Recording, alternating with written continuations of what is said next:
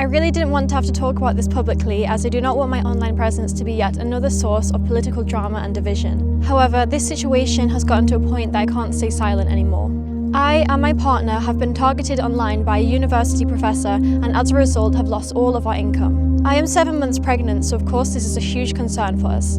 Not only this, but we are also at risk of having our personal information and home address shared, all because this man, Howard Williams of the University of Chester, has taken it upon himself to falsely accuse me of being a neo-Nazi. It began on the 28th of February last year when he made his first video about me, accusing me of openly being a neo-Nazi, along with exposing me for secretly being another woman, which he eventually had to apologise for. I say the word apologise very loosely. I will not get into this as I already made a response video on TikTok when it happened. He made a few videos about me at this time, which I ignored as his claims were so incredible that most people didn't seem to take them seriously. These videos about me perform almost always much better than his regular content, so no wonder that he makes so many of them. Here is where things really started to become a problem. As many of you know, I had planned to host a retreat on the Viking island of Birka this May. These retreats were going to be the income for me and my family for potentially years to come. Just a day after I made the first video about the retreat, Howard made a response video. It's archaeology professor Howard Williams here, and now you can even buy your way into an exclusive getaway with some neo-Nazis on a UNESCO World Heritage Site. He calls me a neo-Nazi countless times in this video, which is an extremely damaging claim, and also being an open neo-Nazi is illegal in his home country of England. It is also a claim that I completely reject, and I will let you decide for yourselves if the claims he makes are justifiable of such an extreme accusation. So you're an Alvi here, of course, are a really overt and blatant and public pair of far-right activists using their pagan.org educational website as a front for promoting and recruiting to their extremist, folkish, Norse pagan movement. Pagan.org is not an organisation that is owned or run by us in any way. It is a completely non-political organisation that focuses on sharing and teaching the belief systems of every culture. We simply partnered with this organisation on a few projects. In fact, on their website they state this: seeing the sacred in balance and diversity encourages respect for all people. It helps you embrace wholeness and see every person, regardless of gender or identity, as a reflection of the divine. I'm not sure how Howard missed this during his deep research. Notice the black sun in their logo, classic neo-Nazi symbol. The so-called black sun in this logo, again not designed or even influenced by me, is quite obviously a moon. There are stars all around it. And this is their website, rediscover your spiritual roots by being a neo-Nazi. You cannot just throw words onto the end of a quote, especially for something as serious as this. This is absurd coming from a university professor. Pagan.org cannot work with us anymore because of his false claims. And this is only the tip of the iceberg of the effect that his claims have had on our lives. But more on that later. So her logo is an obvious dog whistle under an ancient sun. That's an allusion to the black sun, neo-Nazi symbol. This is a claim that Howard has made time and time again about me. Under an Ancient Sun is my favourite song from the Skyrim soundtrack. I've always thought that the title was incredibly poetic, that we are all living under an ancient sun that has been witness to all of Earth's history, so I've had it in the bio across all of my social media platforms for several years. I can't quite believe that I have to explain this. Now, last year on TikTok, her one mutual was the wife of the founder of Alternative for Sweden, Sweden's far-right party, and she still follows Alternative for Sweden. She then switched it, when I did a call-out video, to being Vagvignist. I would like to say that although I reshare all of my Instagram reels to TikTok, I don't actually follow or look at any content there, which is why I currently follow nobody. Evelina I followed, as we have been friends in real life for quite a long time, not in connection to politics, and so her account came up as recommended to me when I opened my TikTok account. Evelina is politically active, which is fine. We live in a democracy. People are allowed to have political opinions, and I can't be held responsible for anything that she says or does. Nothing, by the way, which is extremist or illegal. I'm also friends with people that have entirely different political views because that's how life works. I do not base someone's entire character around their politics. I personally have no interest in getting into politics. My views can't be boxed into just one party anyway, and I prefer to focus on what actually interests me, which is spirituality, ancient history, and philosophy. Again, this thing with Vaivikines, a video of his where he was talking about a Norse saga and the deeper meanings behind it came recommended to me when I was waiting for one of my own videos to post on TikTok, and so I followed him. This video of his was in no way political or extremist. I just saw an older man calmly explaining a Norse saga. I do not do a background check on everyone I follow, and I cannot be held responsible for every single thing that a person that I follow says or does, especially if the content that I followed them for did not express these views, which was the case with Vi's TikTok account. Howard clearly watches a lot of my content. Does that mean that he approves of everything that I say or do? Obviously not. All of their Instagram follow list is full of native European, more Nazi content, fuel society. Again, he's now looking through my entire Instagram follow list to try and find accounts that apparently prove his extreme accusations against me. Did he just happen to miss all the accounts that I follow that openly share opposite views? If a post appears in my feed which I find interesting, for example this one which is not obviously political, I follow the account. I don't think there's anyone that can say that they go into every single account that they follow to do a check that none of their content is political in any way. And the husband, used to be Johan. Johan used to run ghost tours in central Stockholm. There he is with Alvi, as she calls herself. Of course, she's not Swedish, she's English, but that's another story. What has this got to do with absolutely anything? He is now sharing private information about me and my fiancé to his 175,000 followers. For what reason? Is he suggesting that Johan changed his name because he has something to hide? First of all, part of the reason that Johan changed his name was because of a huge flood of harassment we received around the same time as Howard made his first videos about me. Secondly, we have nothing to hide, which is why I'm not afraid to take legal action against Mr. Williams. Oh, by the way, under this video, you can see that Howard himself liked a comment that says, "Does anyone know her name? In Sweden, we have a website where you can find out almost anything about someone if you know their name, number, or address." Why is he liking this comment? It is indeed true that you can find out where I live if you know my full name. Luckily, I contacted the Swedish government to have this removed after his video was made. There are cases in Sweden of people being attacked or worse in their own homes because of this system. Is this what he wants to happen to a pregnant 23-year-old woman because of his false ideas about my ideology based on absolutely nothing of worth? And he dares to call me and my videos disturbing. He also says that I'm not Swedish but actually English. Han vet alltså inte vad han pratar om, även om jag har lite engelsk dialekt, men jag ska förklara det.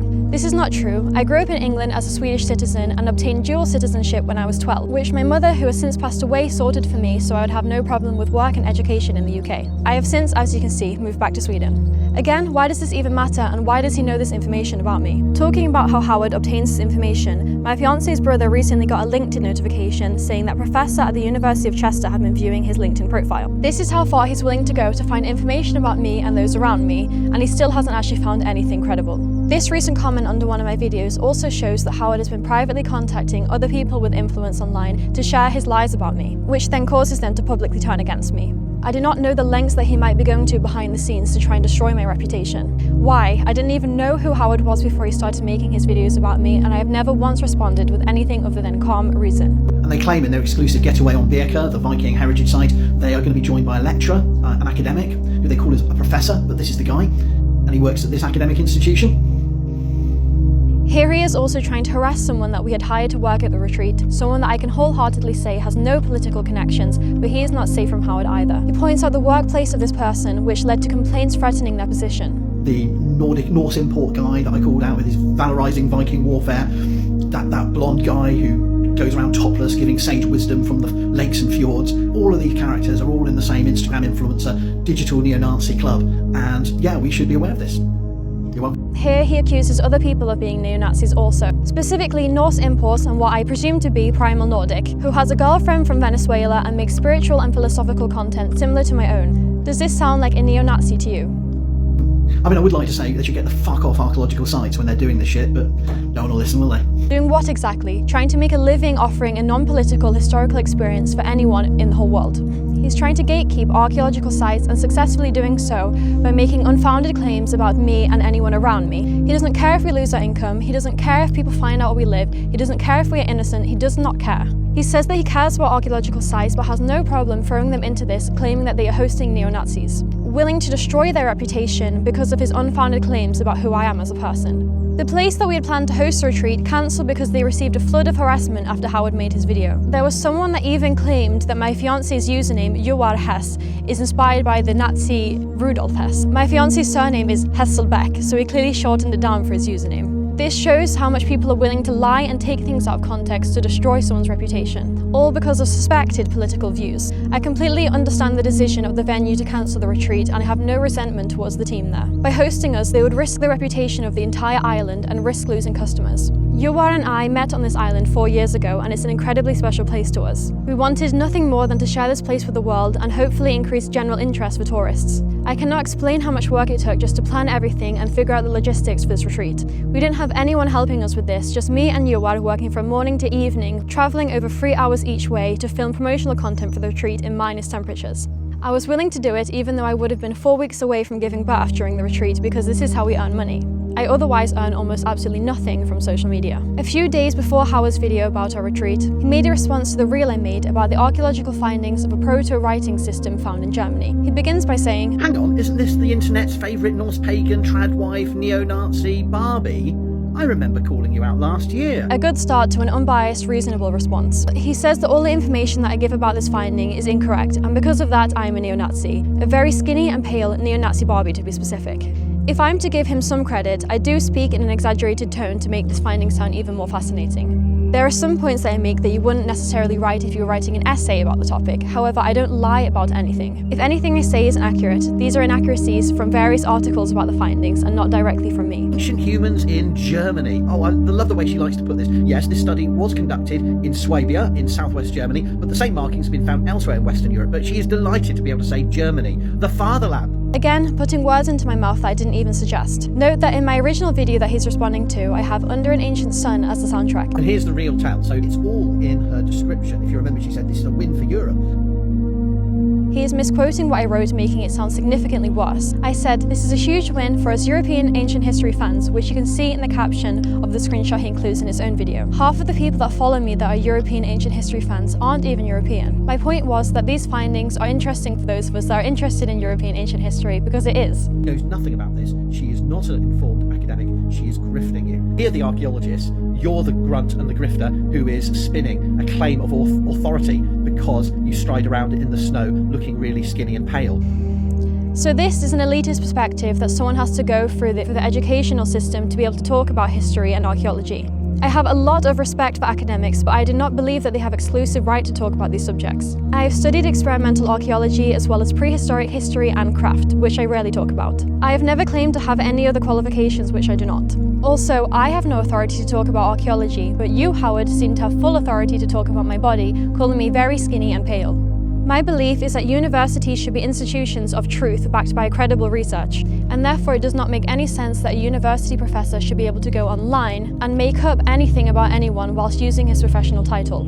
After this video, I wrote an email to the University of Chester where he's working. Howard has me blocked and I have no other way to contact him. I told them exactly the claims that he's been making against me for over a year now and the inappropriate comments about my body. They replied that they would speak to him, and so I'd hoped that he would finally leave me alone. Alas, this seemed to just motivate him. Just a day or two after, Howard posted the video about my retreat, which caused the venue to receive a flood of harassment, forcing it to be shut down, all because of his completely extreme and false claims against me. The outcome, honestly, is that both me and my fiancé can barely afford food with less than 3 months until our daughter is born. We have also had to hide our address and are looking at potentially moving due to safety reasons, which is of course difficult with now no income. Completely innocent people that were working with us have also had their careers at risk because of this. Even if I did have political views, even if I was publicly sharing that I have political views, which I do not, is this fair? That he likes a comment saying that people can find my home address, is this fair? What is needed here is a public apology from Howard taking back his false claims against me, and a written apology to the people and the venue affected in this, saying that his claims were false. This will not solve the issue of our lost income or the bridges burned in this drama. However, it will help in trying to rebuild what I have now lost. Ultimately, I have no option but to take action against Howard, and I really need your help.